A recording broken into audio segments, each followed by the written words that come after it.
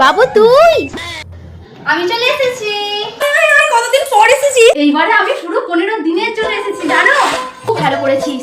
আরে তোর আব্বু তোর পছন্দের লেবু নিয়ে এসেছে, আমি এক্ষুনি শরবত বানাচ্ছি, আপনিকে চেঞ্জ করে নে আর দুজন মিলে জুস খাবো এসে বসে বসে আর অনেক গল্প করবো বুঝলি। চলো নিশ্চিত দিতে পারছি আমি ভালো করে। আচ্ছা বাবু শোন, দুটো বাসন রয়েছে একটু ধুয়ে দে, দুজন মিলে আরাম করে এসে বসে জুস খাবো। ঠিক আছে মা। আচ্ছা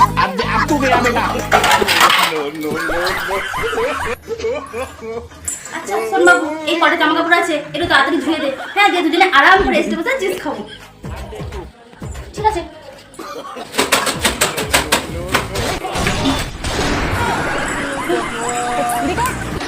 ঘরটা তাড়াতাড়ি মুছে দে, দিয়ে আরাম করে আমরা দুজন মিলে এসে বসে জুস খাবো। কি করে বাবু ঝাড়ার পর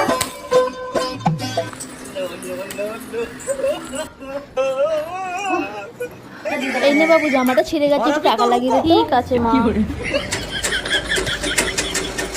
তোর আব্বুর প্যান্টটা ছিঁড়ে গেছে, এটাও একটু সেলাই করে দিবি। তোর ভাইয়ের জামাটাও ছিঁড়ে গেছে, একটু সেলাই করে দিবি নে ভাই। বাবু শোন, ছাদ থেকে তাদের জামা কাপড়গুলো তুলে নিয়ে আয়।